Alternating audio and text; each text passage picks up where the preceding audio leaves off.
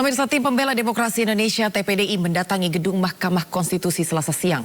Kedatangan TPDI bertujuan untuk memberi dukungan kepada MK dalam mengusut gugatan hasil pemilu 2024. Selain memberikan dukungan, TPDI juga akan mengawal jalannya proses persidangan hingga putusan dibacakan. Hal ini dilakukan guna memastikan tidak adanya intervensi terhadap Hakim Konstitusi saat mengusut perkara gugatan sengketa hasil pemilu 2024 yang diajukan oleh kubu 01 dan 03. Koordinator TPDI Petrus Celestinus menyebut saat ini MK dalam kondisi yang memprihatinkan lantaran berada dalam cengkeraman nepotisme dinasti politik. Petrus meminta agar 8 hakim konstitusi yang memutus perkara harus dalam keadaan merdeka dari segi keamanan. Ingin menyampaikan pernyataan keprihatinan kepada Mahkamah Konstitusi, berikut dukungan dan sekaligus ingin mengawal persidangan Mahkamah Konstitusi besok tanggal 27 Juli dan seterusnya terkait dengan persidangan perselisihan hasil Pilpres 2024. Mengapa pernyataan itu pernyataan keprihatinan? Karena kita semua tahu Mahkamah Konstitusi sejak perkara 90 PUU 21 2023 sampai saat ini masih berada dalam cengkraman nepotisme. Kita memberikan dukungan dalam keadaan seperti itu, mereka harus tegak lurus. Dan kita kawal. Karena apa? Karena monster nepotisme itu masih ada di sini.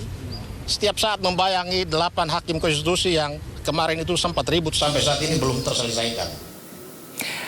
Ya pemirsa, sejumlah pihak khawatir jalannya sidang pemilu tidak akan berjalan sesuai koridor keadilan. Salah satunya karena diduga masih berada dalam bayang-bayang penguasa. Lalu bagaimana para penggugat pemilu harus mengawal jalannya sidang MK besok? Sejauh mana harapan penggugat dapat terwujud dan sejauh mana MK menjamin sidang besok akan transparan, adil dan tanpa intervensi dan juga tanpa gimmick? Kita akan membahasnya pemirsa malam ini bersama Koordinator Tim Pembela Demokrasi Indonesia Petrus Celestinus, Jubir Timnas Amin Mustafa Nahrawardaya, dan Tim Hukum Ganjar Mahfud Vincentius Mendrova serta Wakil Komandan Alfa TKN Prabowo Gibran Fritz Edward Siregar. Selamat malam Bapak-Bapak. Selamat malam.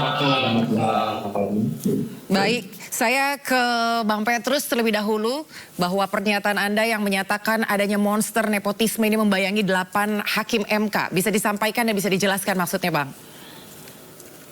Ya, maksudnya bahwa 8 hakim konstitusi itu bahkan kita semua juga masih trauma dengan apa yang disebut sebagai nepotisme atau dinasti politik yang saat ini sudah masuk lintas lembaga tinggi negara. Karena nepotisme ini masuk pada tataran antar lembaga tinggi negara, bahkan di tataran suprastruktur politik, maka bagi kita masyarakat ini nepotisme ini merupakan sebuah monster yang sangat membahayakan proses peradilan dimanapun.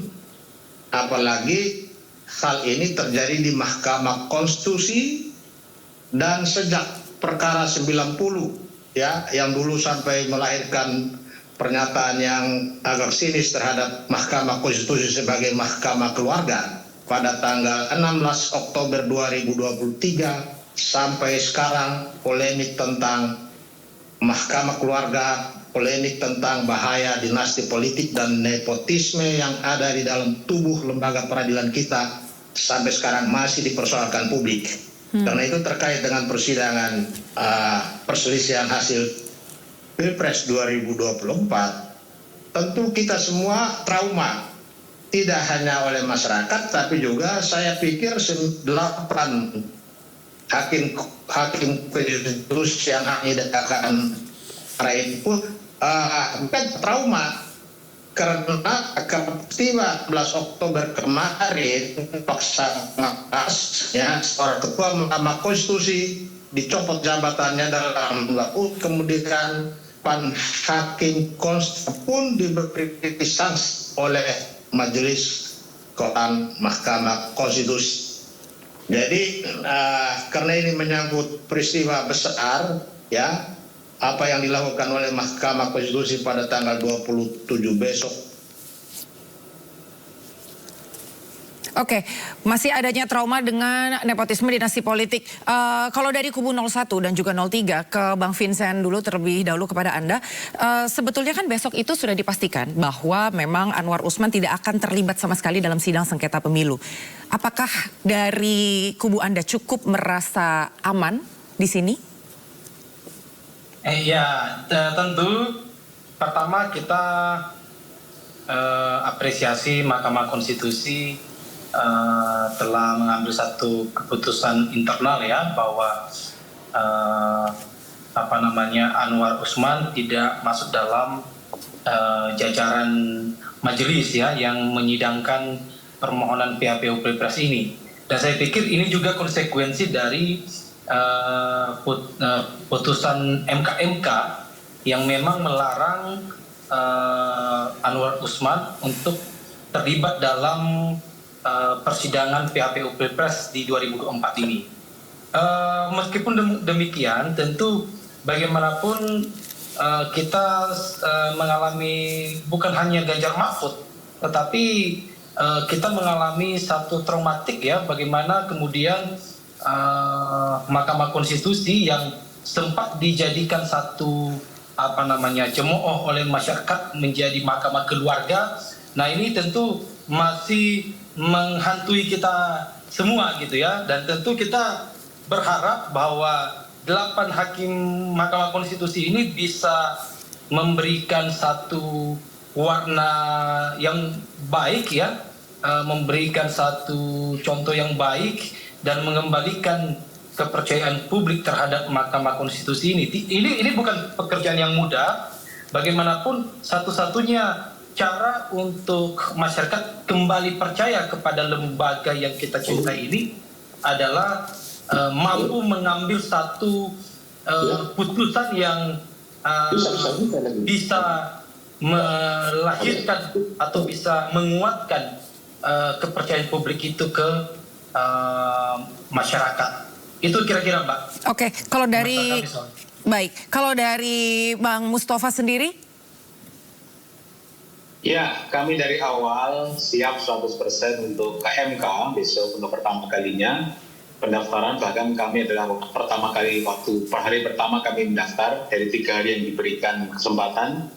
Dan memang banyak masyarakat atau lembaga-lembaga komunitas publik yang awalnya pesimis mengatakan kenapa harus KMK. Itu banyak yang memberi pesan berupa WA maupun surat elektronik yang masyarakat itu memang skeptis. Tetapi kami meyakini begini, saya yakin sekali tidak semua lembaga yang terkait dengan pemilu itu semua jatuh, enggak juga, saya nggak percaya seperti itu.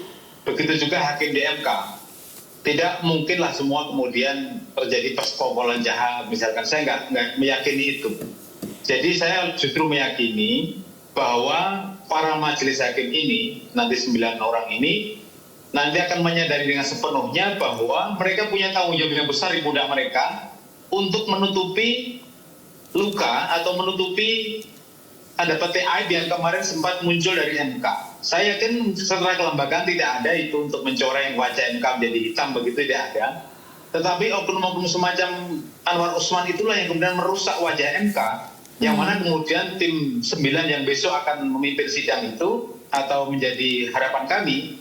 Para hakim itu akan menyadari bahwa inilah saatnya bagi MK untuk menunjukkan kepada bangsa, kepada warga negara seluruh Indonesia bahwa MK itu adil.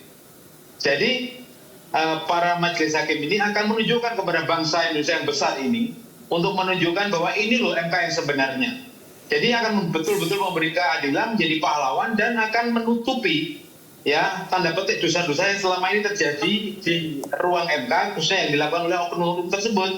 Nah, kira-kira seperti itu. Jadi kami mantap sekali besok ke MK dalam rangka untuk menjaga marwah demokrasi kita, menjaga marwah besar Indonesia, dan juga menjaga marwah nama-nama tokoh bangsa yang dulu ketika memerdekakan negara ini adalah ingin bahwa Indonesia ini dihormati di semua negara. Hari ini 64 negara di seluruh dunia juga melakukan hal yang sama seperti Indonesia pemilu, ya menggelar pemilu.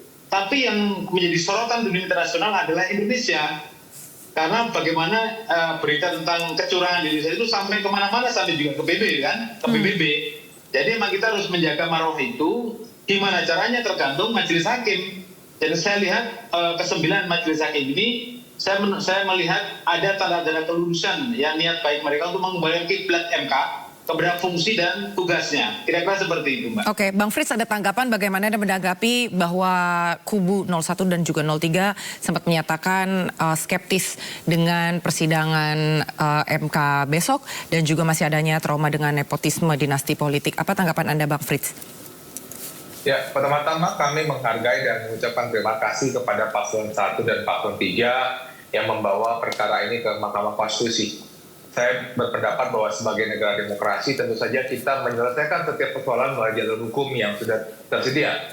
Dan itu yang dilakukan oleh paslon 1 dan juga paslon 3. Hal yang kedua adalah saya merasa bahwa pembahasan terkait dengan nepotisme dan soal pencalonan, apalagi kita membahas terkait dengan putusan MK 90/2023 adalah sesuatu yang tidak dapat lagi kita lakukan.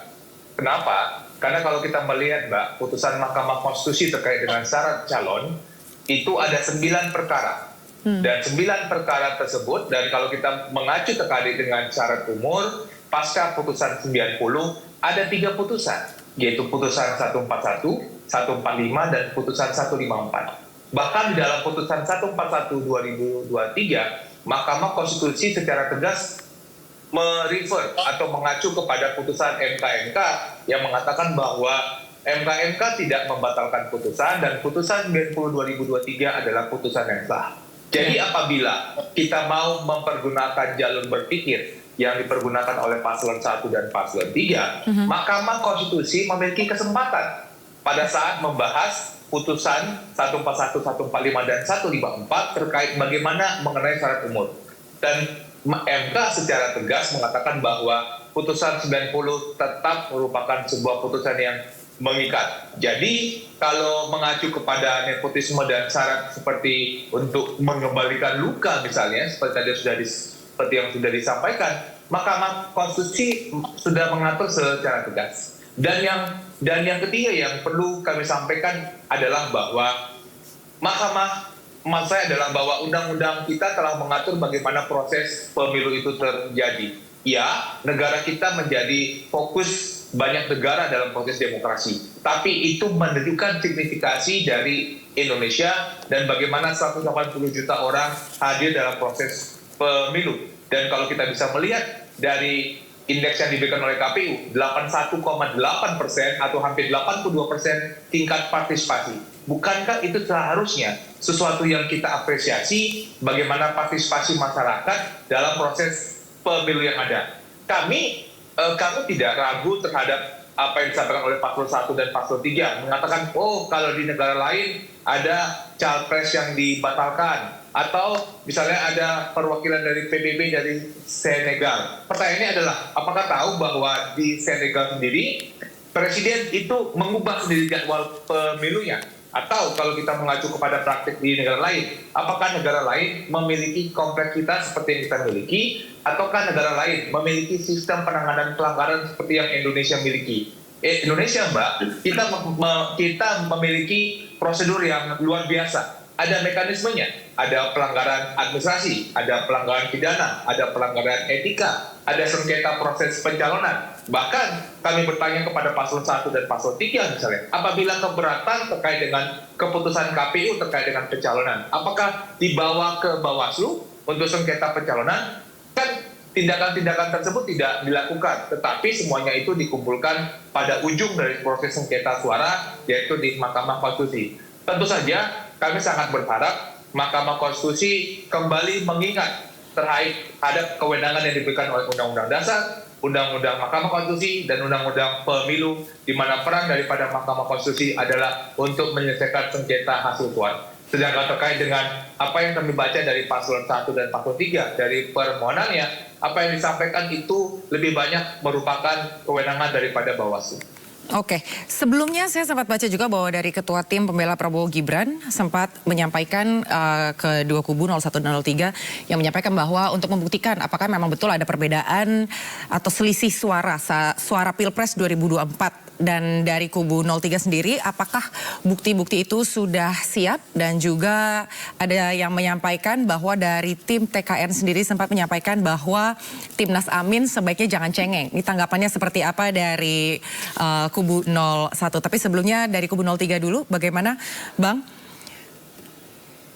Iya, kalau berkaitan dengan bukti-bukti, kita tadi barusan saja sudah menyerahkan bukti-bukti kita. Ada 15 kontainer ya, ada 15 box besar yang kita siapkan bukti-bukti untuk memperkuat dalil-dalil kita nanti di persidangan di Mahkamah Konstitusi.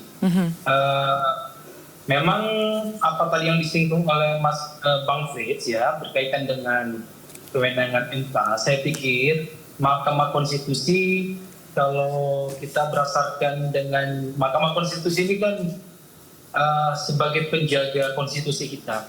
Ini penjaga konstitusi terakhir kita. Jadi ketika lembaga-lembaga yang kemudian diberikan kewenangannya oleh undang-undang tidak mampu menangani hal-hal yang berkaitan dengan pelanggaran, dengan kecurangan, terutama yang berkaitan dengan TSM, kami melihat bahwa unsur-unsur atau dalil-dalil terstruktur sistematis dan masif yang kami dalilkan dalam permohonan ini belum atau tidak didefinisikan, tidak mencangkup apa yang ada di dalam Undang-Undang Nomor 7 Tahun 2017 yang berkaitan dengan kewenangan Bawaslu terhadap penyelesaian sengketa proses, ya. Ini bisa kita buktikan, misalnya di dalam Undang-Undang Nomor 7 Tahun 2017 ini, TSM ini hanya menangani dua hal saja, yaitu soal proses, ya, soal tata cara, dan yang kedua adalah soal politik uang. Nah, sedangkan yang berkaitan dengan nepotisme, sedangkan yang berkaitan dengan politik kebijakan, sedangkan yang berkaitan dengan abuse of power, ini belum diatur secara komprehensif di dalam Undang-Undang Nomor 7 Tahun 2017. Nah, hal ini juga yang menjadi acuan kita. Kalau kita melihat dalam Undang-Undang Dasar kita punya azas yang harus kita junjung tinggi, yang menjadi acuan kita, gitu ya. Yaitu apa azasnya? Yaitu azas luber dan jurdil. Nah, kalau kita lihat di dalam pemilu atau pilpres di 2024 ini, ayolah kita coba bertanya secara objektif, benarkah proses pemilu kita ini, pilpres kita ini sudah secara jujur, secara bebas dan secara adil? Apakah itu sudah diterapkan secara baik di dalam pilpres ini? Dan tentu kalau kita melihat itu, menurut kami bahwa adanya nepotisme, ya, yang melahirkan abuse of power dalam kebijakan-kebijakan presiden, ya, yang seiring dengan masa-masa kampanye ini, maka unsur atau dalil terstruktur sistematis dan masif itu menurut kami sudah terpenuhi. Dan jangan salah. Berarti berkas-berkasnya sudah ada. Itu tadi yang jadi pertanyaan saya, Bang. Berkas-berkas itu berarti sudah ada. Oke, baik. Itu saja yang ingin saya ketahui. Berarti bukti-bukti itu dan berkas-berkasnya sudah siap ya untuk dibawa besok. Baik, dan kemudian tadi Bang Mustafa, tanggapan Anda bagaimana? Karena ini dari kuasa hukum 02 itu sempat menyampaikan dan juga lumayan viral di media sosial yang menyampaikan bahwa gugatan sengketa Amin ke MK ini dianggap sebagai permohonan yang cengeng. Tanggapan Anda bagaimana, Bang? Ya, itu ucapan dari Mas Hotman Paris ya. Iya. Saya nggak kaget kalau beliau ngomong begitu, ya biarin aja. Yang penting kalau langkah ini adalah konstitusional, diizinkan oleh undang-undang, lah kenapa dia risih gitu? Kalau emang pemilu ini bersih, nggak ada masalah, nggak ada perkara, tentu nggak perlu nuduh orang lain cengeng, kanan atau nggak perlu. Ini memang tahapan yang boleh dilalui kok. Kan begitu. Jadi Hotman Paris tidak perlu cengeng juga kan, tidak perlu cengeng juga. Kawal saja kalau memang Anda itu yang mengawal kasus ini, kami yang mengajukan tuntutannya nanti silahkan dikawal tim Anda itu. Jadi tidak perlu lagi sewot kalau kemudian paslon yang memiliki hak konstitusional itu kemudian menggunakan haknya. Masalahnya di mana? Kan begitu. Tapi memang pengacara model Mas Usman kan ya biasalah cari-cari perhatian begitu kan dengan akiknya, dengan gaya-gayanya yang dandy, biasalah begitu, kita nggak perlu kaget karena tanpa dia pun kita sudah siap jauh hari. Jadi yang itu yang pertama. Yang kedua adalah memang kita besok nggak membicarakan soal angka-angka. Ibaratnya begini, saya pernah sampaikan, kalau ada sepak bola gajah, itu kita nggak perlu lagi berapa golnya, berapa kalahnya, berapa menangnya, karena kalau ketahuan kemudian itu diatur, maka itu akan diperkarakan. Itu ibaratnya ya. Yang kedua, 2 tahun lalu, tahun 2022, itu ada namanya lomba renang di Budapest. Itu ada 2 peserta yang berselisih. Kenapa? Yang nyentuh finish pertama malah dikatakan kalah. Yang tidak nyentuh atau nyentuh bagian kedua dijadikan juara. Kenapa? Yang pertama dianggap curang karena badannya di bawah air. Tapi setelah diteliti dengan kamera, dengan CCTV, dengan keker, dengan alat teknologi, dikembalikanlah marwah itu, bahwa yang menang dikembalikan ke menang, yang kalah juga kalah. Karena apa? Bantuan teknologi. Bukan tidak percaya, tapi sekarang semua ya, karena demikian ketelitian, bukan hanya pilpres, bukan hanya pemilu, olahraga pun sekarang dengan alat bantu. Sepak bola itu wasitnya sekarang pakai earphone ya, kemudian pakai alat perekam, kemudian menggunakan alat canggih. Guna apa? Memvalidasi ya sesuatu yang tidak bisa dijangkau dengan mata. Begitu juga pemilu. Mungkin sah saja ya, dikatakan sah ya, bahwa KPU setelah mengumumkan kemenangan 02 lalu dianggap ini akan menang. Belum tentu, karena belum kita teliti di sidang perselisihan di MK. Nanti di MK semuanya akan terbuka, percayalah akan terbuka. Jadi meskipun tidak diakui melakukan kecurangan, tapi kecurangan-kecurangan yang terjadi dan ini menimpa semua paslon, ini tidak boleh terjadi. Maksudnya gini, semua menjadi korban kecurangan, tapi demi marwah, jangan sampai kemudian kecurangan itu kemudian dimaklumi bahwa ini kecurangan cuma kecil kok. Selisih angka kalau dihitung, diperbandingkan nggak signifikan kalau dipersoalkan. Loh, kita nggak ngurusin angka, tapi proses. Ibarat orang menikah, belum akad nikah tapi sudah hamil. Diurus, hamilnya bagaimana?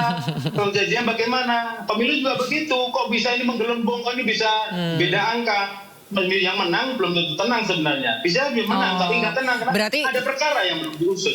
Oke, berarti Bang Frits ini secara langsung menang aja itu belum tentu tenang sebenarnya. Makanya ada statement bahwa permohonan dari Timnas Amin itu cengeng, begitu Bang? Saya itu hadir di rekapitulasi nasional, Mbak. Dan saya hampir hadir di seluruh proses rekap. Iya. Dan selama proses rekap itu saya menemukan ada beberapa perdebatan. Tetapi apa yang disampaikan oleh teman-teman paslon 1 dan paslon 3 itu tidak muncul dalam rekap. Apa yang mau saya sampaikan adalah mungkin ada persoalan, mungkin ada dinamika dalam proses pemilu yang terjadi. Pertanyaannya adalah, apakah dinamika tersebut menguntungkan paslon 2 atau tidak? Atau jangan-jangan itu menguntungkan paslon 1 dan menguntungkan paslon 3? Ini kan salah satu dinamika yang harus kita lihat dan harus kita cermati. Kalau memang kita nanti harus bertemu di Mahkamah Konstitusi, ayo kita bertemu dan ayo kita saling berbagi bukti. Tetapi perlu kita sampaikan bahwa ada 96 juta orang yang memilih Pak Prabowo. Dan hanya beberapa juta yang memilih paslon 1 dan paslon 3. Ada orang-orang yang telah memberikan kepercayaannya kepada paslon 2. Apakah kemudian itu ada sesuatu yang direkayasa? Kita bisa melihat dari 800.000 TPS. Salah satu yang kenapa kami bisa melihat kenapa paslon 1 dan paslon 3 tidak mampu dan tidak mau mempergunakan jalur, dapat menyampaikan berapa jumlah suara yang seharusnya merupakan milik mereka. Karena memang paslon 1 dan paslon 3 bisa melihat bahwa perhitungan mereka sendiri secara internal juga tidak mampu melampaui apa yang dimiliki oleh paslon 2. Jadi kalau memang kemudian masuk kepada tadi disampaikan oleh Bang Mustafa, ini seakan-akan yang sudah diatur, mari kita lihat dari 800.000 TPS, dari proses rekapitulasi yang ada dari kabupaten, provinsi, dan rekapitulasi nasional, seberapa banyak berita acara yang ditatangani oleh paslon 1 dan paslon 3. Kemudian berapa banyak proses rekapitulasi yang dihadiri oleh mereka. Secara tidak langsung kan juga mengakui bahwa proses tersebut merupakan sesuatu yang dapat kita terima bersama. Ya, kemudian apakah kami juga bertanya, apakah misalnya ada proses dinamika yang terjadi? Apakah ada proses pelaporan di Bawaslu? Yang kedua, apakah proses tersebut ada juga pelaporan ke lembaga-lembaga lainnya? Ini kan juga bisa kami lihat. Tapi kenapa kemudian dugaan-dugaan tersebut kemudian seakan-akan dikumpulkan? Ada sebuah rekayasa yang berlaku secara di seluruh republik, di seluruh provinsi dan di seluruh TPS. Apabila kemudian hal-hal tersebut bisa dan mau disampaikan di Mahkamah Konstitusi, kami menghormati hak yang dimiliki oleh paslon 1 dan paslon 3. Meski kemudian kami kembali menegaskan bahwa sengketa proses itu merupakan kewenangan daripada Bawaslu. Misalnya tadi kayak disampaikan oleh Bang Vincent, misalnya apakah ada kebijakan, apakah ada misalnya ada yang tidak netral. Pertanyaan saya, apakah ketidaknetralan dan kebijakan tersebut dilaporkan ke Bawaslu atau tidak? Undang-undang pemilu sudah mengatur, Mbak, bahwa apabila pejabat ada melakukan tindakan yang menguntungkan ataupun merugikan salah satu paslon, itu ada tindak pidananya. Tetapi kan seakan-akan paslon 1 dan paslon 3 tidak mau mempergunakan itu ataupun tidak mau melaporkan tersebut kepada Bawaslu. Jadi ada sistem yang sudah dibangun oleh partai politik paslon 1, 2, dan 3. Dan sistem tersebut tertuliskan dalam Undang-Undang Pemilu. Akan tetapi sangat disayangkan paslon 1 dan paslon 3 tidak mempergunakan jalur-jalur konstitusional yang telah diatur dalam Undang-Undang Pemilu. Oke, berarti sebetulnya secara tidak langsung menurut Bang Frits sendiri sebetulnya tidak ada masalah ini diajukan gugatan sengketa pemilu ke level MK, tapi sebetulnya kekalahan dari 0103 ini memang sebetulnya memang karena pemilih sendiri yang lebih percaya kepada kubu Anda. Bahwa 01 dan 03 yang tidak bisa memenangkan paslonnya, begitu? Betul. Oke, kalau begitu dibalik ini semua itu kan sebetulnya memang sudah banyak sekali dinamika yang terjadi. Bagaimana tanggapan dari 03? Anda sepakat bahwa kekalahan paslon Anda memang karena tim Anda tidak bisa memenangkan paslon Anda? Ya, tentu itu tidak sesederhana yang disampaikan oleh Bang Frits. Itu kan wajar-wajar saja apa yang disampaikan itu. Tapi begini, kita tahulah bagaimana kemudian politik bansos itu mempengaruhi pemilih. Bagaimana kemudian menggerakkan sumber daya struktural, ya, bagaimana kemudian terjadi konsolidasi mengumpulkan kepala desa, bagaimana kemudian dilakukan pemanggilan kepada kepala desa 1 hari 2 hari sebelum pencoblosan. Itu fakta-fakta yang memang kita temuin di lapangan. Jadi tidak sesederhana yang disampaikan oleh Bang Frits. Tentu kita hargai yang disampaikan beliau lah. Tapi pada prinsipnya bahwa suara Ganjar Mahfud itu ini bukan bukan hanya saja suara yang tercoblos yang bukan hanya kita lihat pada hasil 14 Februari itu, tapi yang jauh lebih penting adalah bagaimana menggerakkan segala sumber daya yang dimiliki oleh kekuasaan ini untuk membantu pemenangan salah satu paslon. Dan inilah yang kita buktikan. Nah itu pertama. Yang kedua, saya juga menanggapi apa yang disampaikan oleh Bang Frits yang berkaitan dengan rekapitulasi. Saya pikir begini, kalau rekapitulasi kita tahu betul seberapa seberapa tegas pun, seberapa keras pun kita menyampaikan komplain kita, keberatan kita, bahkan kita tidak tanda tangan saja, di proses rekapitulasi itu tetap berjalan. Kita jangan jadikan proses rekapitulasi itu adalah syarat bahwa hanya inilah tempat untuk menyampaikan keberatan-keberatan. Saya pikir itu sesuatu hal yang tidak tepat. Kemudian kalau berkaitan dengan laporan di Bawaslu, kami menyampaikan sama Bang Frits, ya, bisa nanti dicek bahwa laporan-laporan kepada Bawaslu ini banyak sekali, ya, banyak yang mungkin bukan banyak lah, sangat banyak yang tidak ditanggapi. Yang sering kami dapatkan adalah setiap kami laporkan ada dugaan kecurangan, pelanggaran, pengerusakan APK misalnya, itu selalu ditolak oleh Bawaslu. Nah ini bukan tidak kita melakukan laporan-laporan, kita menggunakan kanal-kanal itu Gitu. Nah, oleh karena itu, ketika kita melihat bahwa Bawaslu belum mampu menyelesaikan persoalan-persoalan yang kita lihat bahwa ini sudah terstruktur sistematis dan masif ini, oleh karena itu Mahkamah Konstitusi sebagai the guardian of the Constitution, ya ini satu-satunya jalan gitu, satu-satunya cara gitu untuk menyampaikan ini di Mahkamah Konstitusi, dan itu yang kita lakukan. Oke. Jadi kita sudah tempuh jalan-jalan kanal-kanal yang sudah disampaikan dalam undang-undang yang diperkenankan oleh undang-undang, dan saya pikir jalan terakhir untuk menyelesaikan persoalan yang sangat TSM ini ada di palu Mahkamah Konstitusi. Oke, baik. Kalau tadi dari Bang Frits menyampaikan bahwa sebetulnya itu bisa menjadi hak dari kubu 01 dan juga 03, tapi sebetulnya kemenangan dari paslon 02 ataupun kekalahan dari kubu 01 dan juga 03 itu karena memang tidak bisa memenangkan paslonnya. Tapi tadi juga sudah disampaikan baik dari kubu Amin maupun dari kubu Ganjar dan juga Mahfud MD bahwa sebetulnya tidak sesimpel itu. Ada bansos, kemudian konsolidasi dengan pemanggilan kepala desa dan juga menggerakkan berbagai sumber daya untuk memenangkan paslon tertentu. Bagaimana tanggapan Anda, Bang Petrus? Halo Bang, masih bersama kami? Halo. Ya. Halo, masih?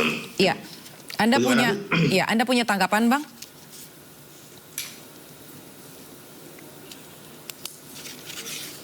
Halo Bang Petrus. Saya kira persoalan sekarang dibawa ke MK ini kan saya pikir Mahkamah Konstitusi harus berani ambil terobosan.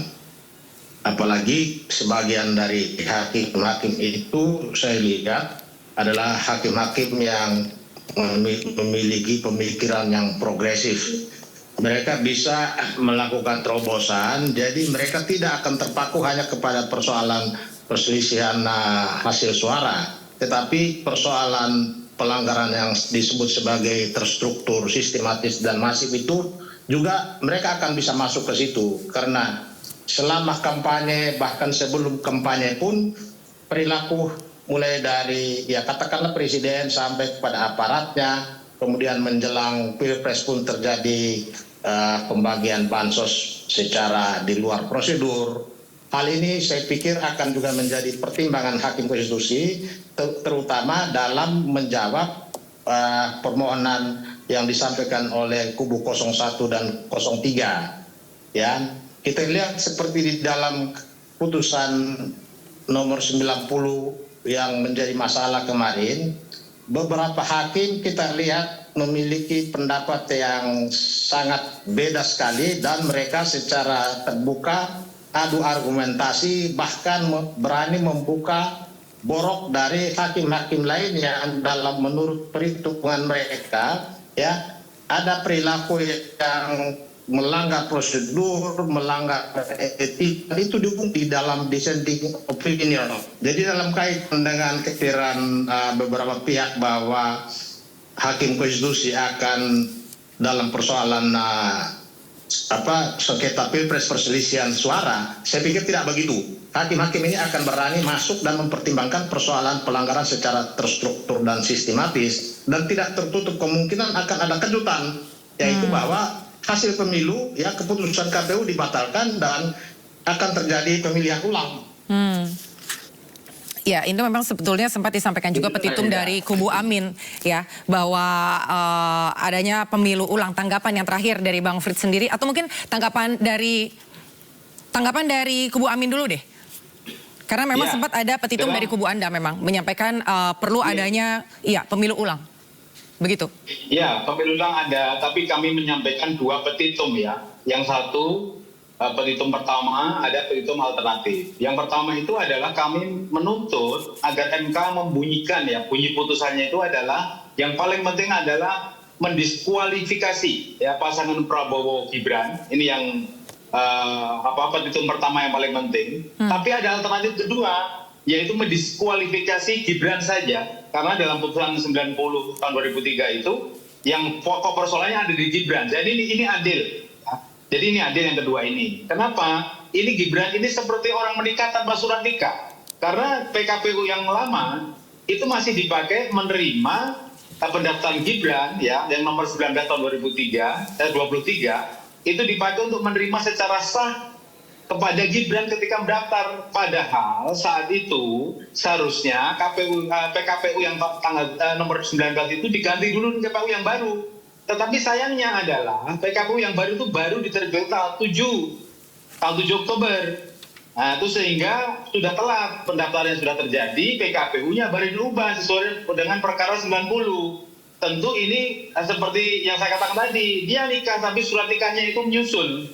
Jadi nggak sah sebenarnya. Kecuali KPU mengubah PKPU lama, kemudian dipakai PKPU baru. Tetapi saat itu seharusnya KPU itu kan konsultasi dulu dengan DPR RI kan, soal konten atau isi daripada PKPU yang baru, tapi itu nggak dilakukan. Sehingga ini tidak sah secara formil. Kalau materialnya sah, tapi formilnya tidak sah karena pendaftarannya itu tidak sah dengan PKPU yang baru. Jadi kami meminta pertama adalah untuk mendiskualifikasi, sekaligus menyatakan bahwa pemilu tahun 2024 itu adalah tidak sah dan bisa didelegitimasi. Kemudian yang kedua, jika itu nggak disetujui ya sudah. Yang penting Gibran tidak diikutkan dalam PSU. Itu jadi ada pemilu pengumuman suara ulang tapi Gibran tidak diikutkan. Tapi yang paling penting pertama tadi pasangan paket Prabowo Gibran itu didiskualifikasi. Kira-kira begitu, Mbak. Oke, baik. Kita akan serahkan pada Majelis Hakim MK. Besok akan seperti apa jalannya persidangan dan tentunya setiap tim sudah mempersiapkan baik itu segala berkas dan juga bukti-bukti yang akan dihadirkan besok. Tentunya kita akan sama-sama menyaksikan dan juga kita sama-sama mengawal bagaimana nantinya selama 14 hari apa yang menjadi putusan dari Hakim MK. Baik, selamat malam semuanya. Terima kasih untuk waktunya dan selamat beraktivitas kembali. Terima kasih. Terima kasih. Baik pemirsa, kami masih akan kembali usai jeda. Tetap bersama kami di Sindo Prime.